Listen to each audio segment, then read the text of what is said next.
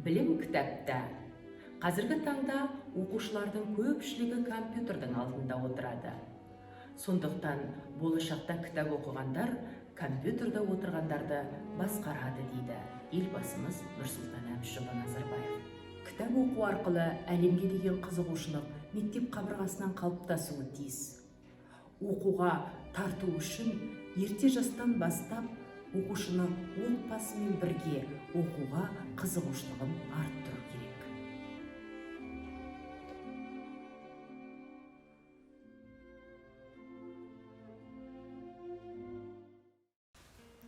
Кітап адамзаттың көне замандардан келе жатқан жолаушысы, серігі, парасатты ұстазы, адал досы, тарихтың шынайы куәсі. Рухани байлықты ұрпақтан ұрпаққа сақтау керектігі жайлы айтып, балалардың кітапқа деген сүйіспеншілігін арттыру, кітапхананы кітап қорымен таныстыру, насихаттау, балаларды кітап оқуға шақыру мақсатында кітапханалық саяхаттар өткізуден бастаймын. Себебі бала кітаптың иісін иіскеп, бай қорын байқап, қолымен ұстап, кітапқа жақындауы керек. Бастауыш сынып мұғалімі Сейілбаева Нұргүл сыныбы осы кітапхананың тұрақты оқырмандары, және осы оқырман ретінде олар келіп, өздері көптеген кітаптарды алып, оқып, белсенділігін арттырып жүреді.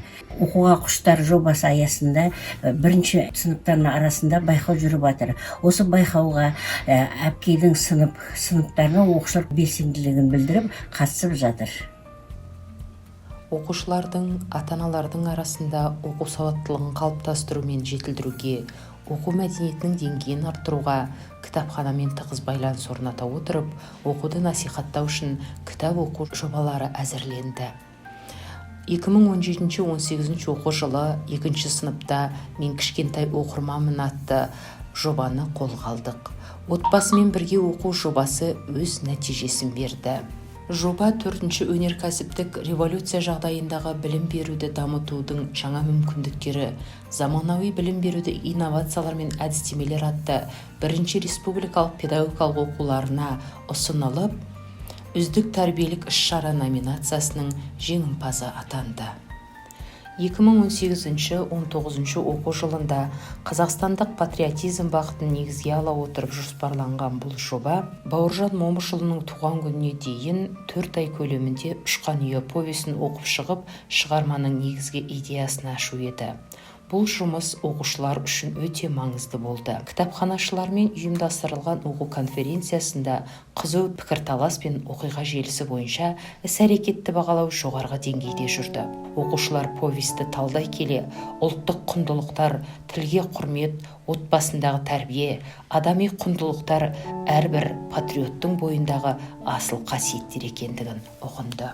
Бұл жобаның нәтижесі Жамбыл облыстық ақпараттық әдістемелік педагог мәртебесі журналында Бауыржан Момышұлының «Ұшқан үйі» повесі арқылы оқушыларды қазақстандық патриотизмге тәрбиелеу жолдары деген мақаламен жарияланды. 2019-20 оқу жылы Абай Құнанбайұлының туғанына 175 жыл толуына орай оқу жылымыздағы барлық жетістіктерімізді Абайдың мерейтойына арнаймыз челленджмен бастадық. Мемлекет көлемінде халықаралық деңгейде ұйымдастырылып жатқан іс-шарадан біз де сырт қалмадық. Абайды оқы таңырқа жобасының жоспары құрылды. Ой-өрісімізді кеңейтіп, рухани тұрғыда даму мақсатымыз еді.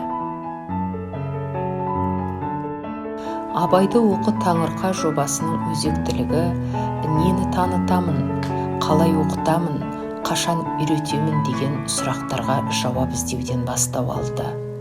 Нені оқытамын? Күйлерін, өмірбаянын, қара сөздерін, өлеңдерін, әндерін қашан оқытамын? 1 жылдық оқу жылының бойына жоспарланған жұмыс барысында оқытамын. Мақсатым не? Абайдың өмірі мен тағылымы арқылы жас ұрпақты тәрбиелеу. Жоба алдына қойған міндеттері оқушының қызығушылығын арттыра отырып Абайды танытып білу. Отбасы болып Абайды тану, оқушының патриоттық сезімін ояту. Өлмейтұғын артында сөз қалдырған абайды оқи отырып, оқушыларда сөз бен мінез түзеледі. Оқушы абайды оқыған сайын таңырқап, асыл сөзін өмірлік ұстаным етеді. Бұл жобаның алға қойған болжамы. Бұл болжамды іске асыру үшін 1 жылдық жұмыс жоспары құрылды. Жоба жұмысының бағыты ата-аналардың ұйымдастыру жиналысында таныстырылды. Жыл бойы оқушылар абай өлеңдерін жаттауды өздеріне міндет етіп қойды. Абай әндерін жаттау, сергіту сәттерінде қоңырауда ән шырқау жыл бойы жұмысымыз болды. 1 қыркүйек қазан айларында желсіз түнде жарық айды шырқадық. Қараша желтоқсанда көзімнің қарасын үйрендік. Қаңтар ақпан айында абайдың 8 аяғын шырқасақ, айттым сәлем қалымқасты, наурыз сәуір үйренуді жоспарладық. Қараша желтоқсан қаңтар айында абай танудан, абай өмірі, абай шығармашылығы, абайды танып білуден ғылыми жоба жазу оқушылардың алдына қойған мақсаты еді. Сонымен бірге өлді деуге болама айтыңдаршы, Тараз қаласындағы абай ескерткішіне барып тағзым етіп, гүл шоғын қойып, мәдени серуен виртуалды саяхат жасап, Абай Жидебай бөрлі мемлекеттік тарихи мәдени және әдеби мемориалдық қорық музейіне ата-аналарымен саяхат ұйымдастырылды. Абай атындағы орталық кітапханада саяхат сабақтар жүргізуді жоспарладық. Оқушы, ұстаз, ата-ана арасында ынтымақтастық негізінде Абайдың толық адам формуласы немесе әлеуметтік жауапкершілік TEDx форматында ата-аналармен сұхбат ұйымдастырылды. Өлең сөздің патшасы сөз сарасы сынып ішінде Абай өлеңдерін мәнерлеп оқу конкурсы ұйымдастырылды.